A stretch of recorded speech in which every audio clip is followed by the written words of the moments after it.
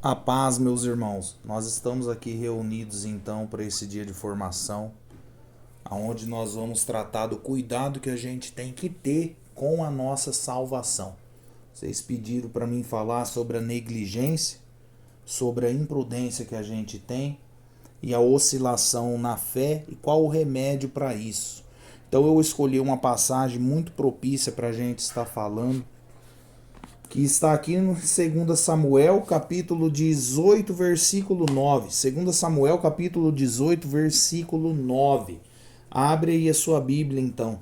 Eu já vou lendo porque a passagem é um pouco longa. A Sagrada Escritura vai dizer para nós: Absalão encontrou-se de repente em presença dos homens de Davi.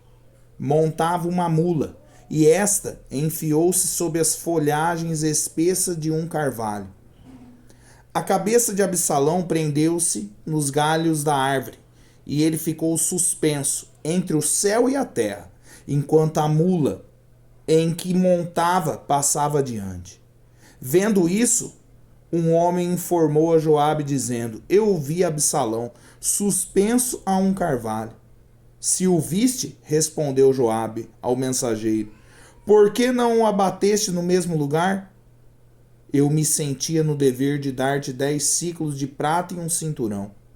O homem respondeu: Ainda que me pusesse na mão 1000 ciclos de prata, eu não levantaria a mão contra o filho do rei.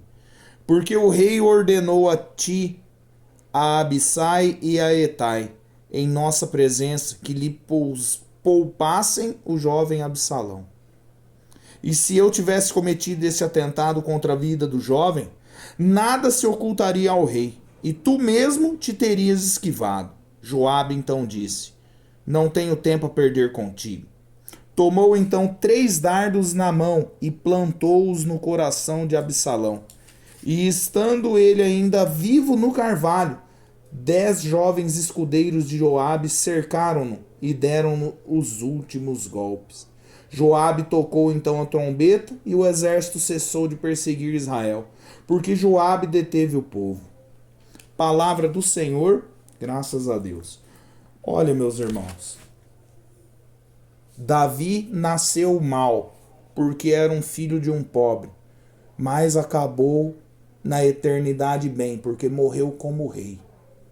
E hoje está na glória eterna. Nós olhamos para Absalão, o filho dele, foi ao contrário de Davi, que nasceu mal, nasceu pobre, vamos se dizer assim. Absalão nasceu rico, nasceu como filho de rei, como um príncipe. Mas, ao contrário do pai, ele terminou a vida dele mal. Ele começou bem e terminou mal. Ele começou como rei e morreu como um desgraçado. Essa passagem dá pra gente tirar tanta meditação dela que a gente ficaria preso nela o dia todo. Mas para não me atar muito a essa passagem, eu quero dizer para você o seguinte: aquilo que São Jerônimo vai nos dizer, doutor na Sagrada Escritura. Todo mundo começa bem na conversão, mas poucos terminam bem. Começam bem e terminam mal. Por quê? Porque não existe perseverança. A pessoa ela não consegue perseverar na fé. E ela acaba o quê? Ela acaba vivendo aquilo que os padres do deserto vão dizer, a tibieza. A pessoa tíbia, aquilo que o livro do Apocalipse fala claramente para nós: você não é nem quente, você não é nem frio, você é morno, isso é, você é tíbio. Gente tíbia, eu vou vomitar da minha boca. Por quê? Porque Deus quer que você tenha o seu sim e tenha o seu não. Ou você é sim ou você é não. Não há dois caminhos no reino de Deus. É claro que no meio desse caminho vai ter queda. É claro que no meio do caminho nós vamos, infelizmente, tropeçar e cair. Mas o livro do Provérbio 24:16 fala: o justo ele cai 7 vezes ao dia, mas ele se levanta. Enquanto o ímpio ele desfalece na desgraça. Quando a pessoa não é tíbia, quando a pessoa tem opinião firme, quando a pessoa tem a resolução de entrar no reino do céu, ela não volta atrás, ela cai, ela bate a cara no chão, porque Santo Afonso de Ligório, ele mesmo vai nos ensinar isso, que às vezes Deus deixa você cair em pecados graves para quebrar o seu próprio orgulho, para você ver que você não é nada, que você é um Zé Ninguém. Então, mas a pessoa ela se levanta e prossegue.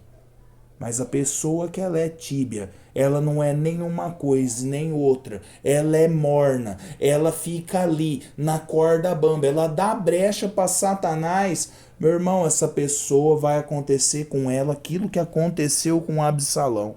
Veja que ele não montava num bom cavalo, ele não montava nem mesmo num camelo, num animal de maior resistência, que daria possibilidades maiores para ele vencer uma batalha. Ele não monta num cavalo adestrado, ele monta numa mula. Sabe por quê? Porque ele viveu como uma mula. É claro que se nós pegarmos essa etimologia da mula, nós vemos que foi a mula que carregou Cristo no lombo. Nós vemos que foi a mula que falou com Balaão. Nós vemos ainda que a mula é muito inteligente.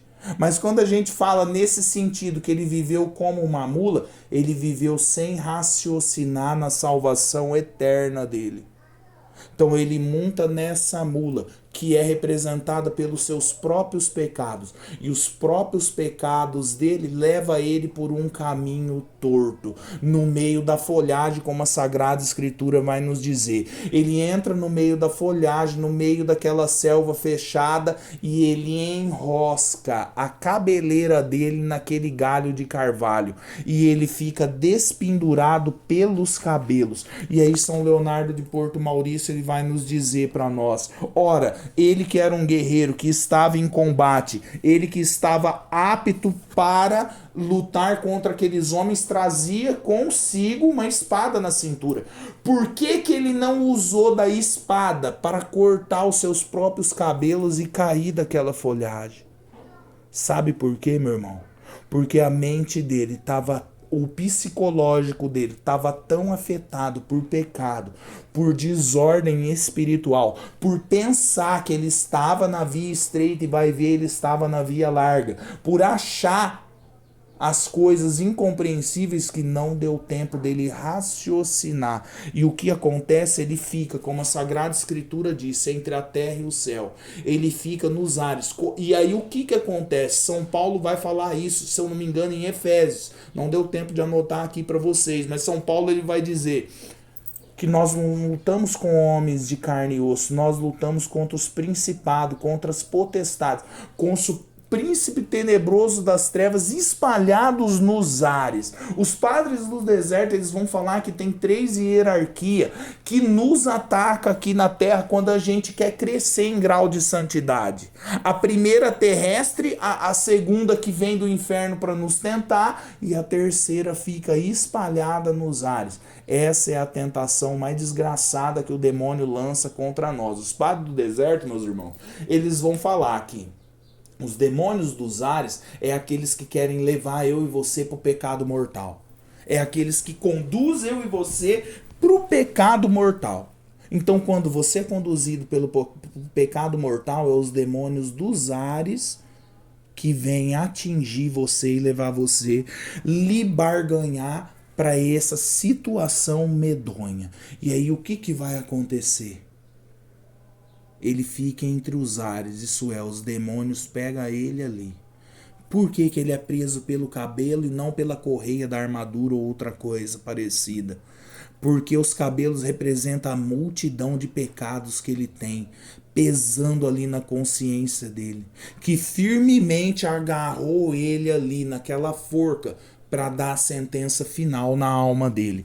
Ele que tinha o pai dele querendo ele ao lado dele a todo momento, querendo reconciliação. Tanto é que a Sagrada Escritura falou que os homens aqui disseram, nós não vamos pôr a mão nele, porque Davi quer ele vivo, não quer que mata ele, porque há esperança ainda de reconciliação, há esperança de voltar atrás. A nós, meus irmãos, é dado inúmeras chances da gente voltar atrás, mas aquele homem, ele perseverou no erro, aquele homem, ele perseverou numa vida maldita, e aí vem contra ele 3 dardos que é cravado no peito dele, no coração dele. Esses 3 dardos, o primeiro é o tempo já passado. Por que o tempo já passado? Porque não dá mais tempo de voltar atrás. Você teve chance de fazer adoração, você teve chance de rezar bem o teu rosário, você teve chance de participar com piedade da Santa Missa, você teve chance de fazer jejum e mortificar a tua carne, você teve chance de dar as coisas superficiais que você tinha na tua vida, que você adquiriu para os pobres, mas você não deu. Você teve inúmeras chances de fazer a vontade de Deus, de mudar a sua conduta. Mas esse dardo do tempo passado agora foi cravado no teu peito. Não dá mais para voltar atrás. E aí o segundo dardo é o momento presente que aflige ele. Porque nem da espada ele usou para se libertar daquilo ali, não conseguiu raciocinar e ficou como um jumento pregado ali no galho da árvore com os próprios cabelos. Um homem forte, um homem robusto, um homem que abatia os outros, o homem que não temia nem o próprio pai que era o rei, o homem que enfrentou aquele que matou Golias, o homem que não tinha medo nem piedade de ninguém, se vê preso pelos próprios cabelos e não consegue sair. Por quê?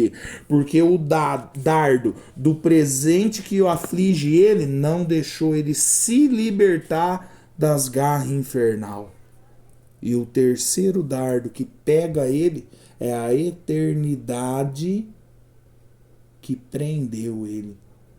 É a eternidade que veio prender ele, para levar ele para os tormentos infernal. Olha que loucura! O belo cabelo dele vai ser a presa que vai levar ele para o inferno. Olha que loucura isso. Terceiro dardo, a eternidade que espera dele. Nunca e sempre, nunca mais vai sair e sempre vai ser aquele mesmo tormento por toda a eternidade enquanto Deus for Deus. Não tem como mais sair daquela situação medonha. Nós estamos aqui nessa formação e o meu intuito não é ficar alfinetando você, não é ficar te martelando, porque as pessoas têm costume de falar que eu pego pesado demais. Meus irmãos, eu pego pesado porque eu olho para o meu próprio peso que pesa sobre mim. Ou eu me emendo, ou eu tomo vergonha na cara, ou eu sustento o bom combate, ou eu faço aquilo que é da vontade de Deus, ou eu vou rodar da mesma forma. Essa terceira seta pesa sobre o meu coração e o teu aqui nessa formação. A eternidade que nos espera vai ser posto na balança, o que você fez, o que você não fez. É simples assim. E outra, essas 3 setas que está cravada no coração de Absalão, nós podemos dizer que é o mundo, a carne e o demônio. Você entendeu? O mundo, a carne e o demônio venceu aquela pessoa e ela não conseguiu escapar. Por algo vil, ela foi abatida. É igual quando a gente olha para Aquiles. Na antiguidade, na Grécia, Aquiles morreu, ninguém debatia com aquele homem, ninguém conseguia abater aquele homem ninguém topava de frente com ele. O que abateu Aquiles? Uma lança que pegou no seu calcanhar. O calcanhar levou um homem robusto, um homem habilidoso, um homem treinado para matar. Levou ele à perdição. Olha que loucura. E quando eu olho para Absalão, o cabelo dele era basto, desgrenhado e flutuante, que só raras vezes ele cortava aquele cabelo dele. Mas o que faz aquela espada que ele tinha? Qual espada que é a que ele trazia na cintura? É o meu rosário e o seu. É a espada, como diz São João Bosco nos sonhos dele, a espada da confissão que vem e corta o pecado, elimina o erro para você viver a virtude, os bons livros, os bons companheiros. Ele não usou daquela espada, ele tinha na mão e não soube usar. Já era, não teve jeito. Não teve como ele escapar. Por quê? Porque não administrou bem a vida espiritual dele. O tempo passado agora está cravado no coração dele, porque ele olha para o passado, me desculpa, meus irmãos. Ele olha para o passado e não tem mais para onde correr. O passado dele já condena ele. Ele olha para o presente momento e aflige ele. Ele olha para a eternidade, sabendo que os demônios vão vir pegar ele. Não tem mais para onde correr. Olha que loucura. Não teve como ele pensar. Aonde eu quero chegar com isso? Vamos direto ao ponto. Meus irmãos, nós vivemos um tempo de enganação. Nós vivemos num tempo que nós não vamos se salvar por pouca coisa. Nós não vamos alcançar a vida eterna por mínimas coisas.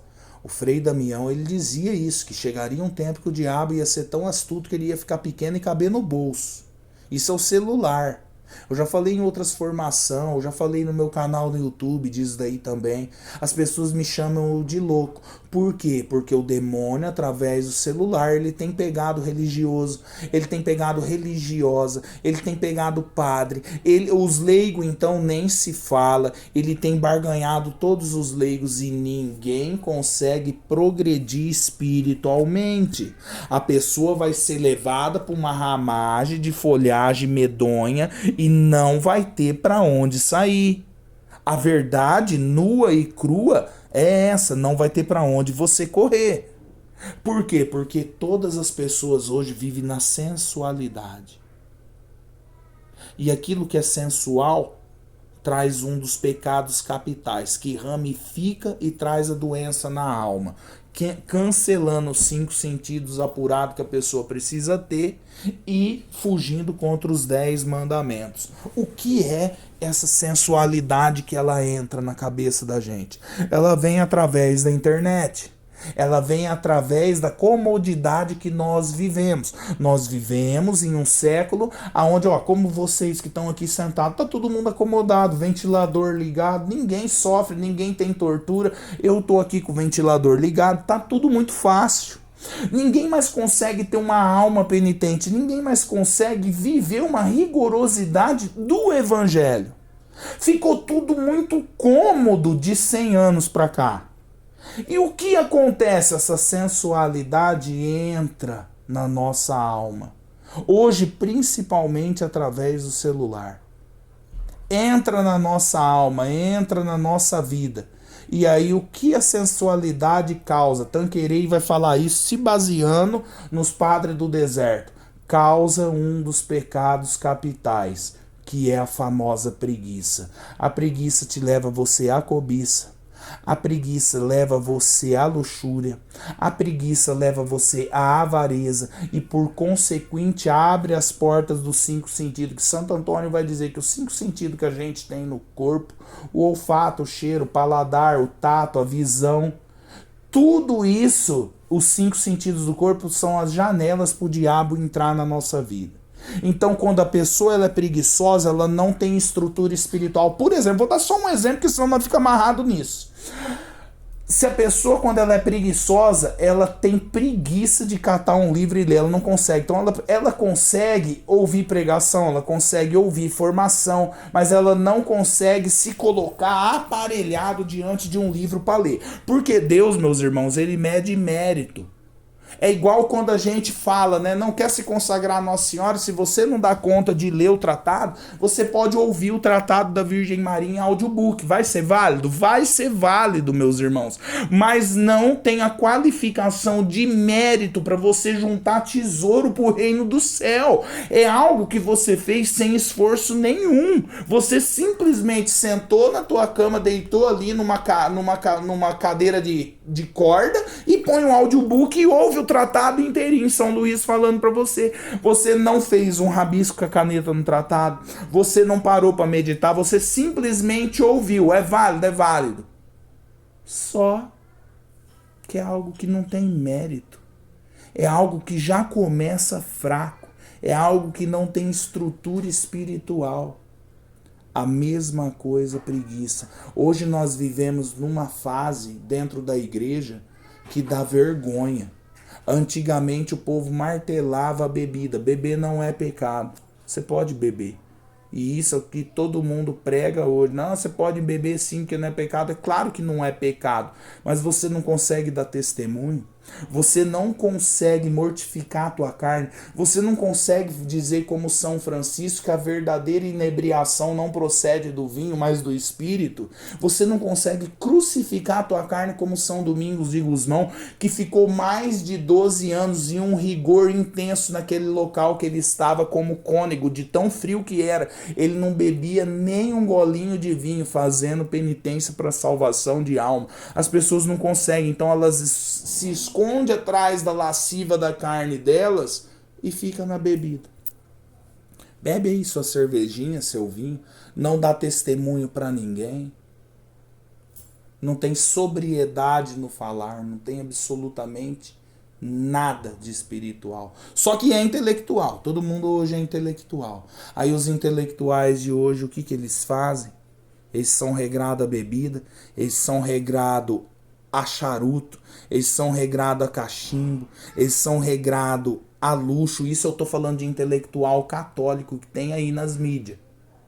Eles são regrados a charuto, eles são regrados a cachimbo, eles se vestem finamente, são intelectuais. Você olha os vídeos deles na internet, tem uma prateleira enorme de livro atrás. Só que não tem espiritualidade, é oco, é como um pau oco. Não consegue ter mortificação. E isso vem por quê? Por causa da sensualidade. A sensualidade traz o quê? Ela traz a preguiça. Ela traz a preguiça. Por quê? Porque todo mundo hoje é sensual. Aonde eu quero chegar para você que veio aqui, que nós estamos aqui para essa formação. Nós olhamos para um São Gerardo, por exemplo. Ele foi ferido de cegueira por Nosso Senhor. Sabe por quê? Porque ele olhou indiretamente, uma mulher passando na rua bem vestida, que ia para a missa. Nosso Senhor cegou ele, ficou cego. Olha que loucura. Nós olhamos por um Eymar de Monteiro, que São Leonardo de Porto Maurício vai dizer, que ele diz a história que uma jovem de 12 anos apareceu para ele sentado numa labareda de fogo. E o anjo apareceu junto e disse para aquele homem: Eymar, saiba por que essa mulher, essa menina, essa garota está numa fogueira agora no purgatório? Porque ela batia o pé dela contra a mãe.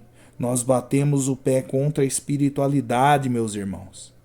E não buscamos aquilo que é do alto. Nós olhamos, por exemplo, para uma irmã de São Benedito, que eu já tanto tenho pregado isso por aí afora em comunidade, e agora aqui nessa eu falo a mesma coisa. Que apareceu para ele na véspera da Sexta Santa, dizendo para ele que estava no purgatório há mais de anos, sendo que ela tinha acabado de morrer fazia alguns dias só. Apareceu para ele pegando fogo no purgatório. Sabe por quê? Porque ela penteou o cabelo dela no dia de Sexta-feira Santa. Meu Deus, que loucura! Olha onde a sensualidade leva você, meu irmão, minha irmã. Aí eu olho para uma Santa Vitalina, que ficou 3 anos no purgatório. Sabe por quê? Porque ela tinha apreço pelo cabelo dela. Ela gostava do cabelo dela. Então ela ficou 3 anos... Uma santa, meu irmão. Santa Vitalina. Procura isso aí na internet. Ela ficou 3 anos no purgatório porque ela tinha apreço pelo cabelo dela. Mas escuta, naquela época não tinha tintura pro cabelo, naquela época não tinha alisamento, não tinha escova. Naquela época, 40 anos atrás, a minha mãe fala que se uma mulher quisesse deixar o cabelo dela um pouco mais arrumada, 40, 50 anos atrás, batia clara de ovo e passava no cabelo pro cabelo ficar mais duro, ficar assentado, penteado do cabelo. Imagine então há 500 anos atrás, 700, 800 anos atrás, 1000 anos atrás, na época de uma santa dessa. Imagina o que ela tinha de apreço pelo cabelo dela. 3 anos ela passou no purgatório por causa disso. Agora você olha os padres hoje em live, a barba deles, os dentes deles, as mãos deles, os homens são carregados na vaidade. Você olha os religiosos hoje, eles são bem escovados, o cabelo, a barba, a aparência. E isso, meus irmãos, não entenda que eu tô querendo dizer que você tem que andar tudo despenteado igual um mendigo, não. O que eu tô querendo dizer para mim e para você, para mim em primeiro lugar que tô falando aqui nessa reunião, e para você que tá aqui sentado, que eu e você precisa ter um despojamento. Eu e você precisa crucificar a nossa carne ainda nessa terra, para você não, ó, desculpa a palavra, para você não se lascar na outra. Crucifica a tua carne agora, para você não se lascar na outra.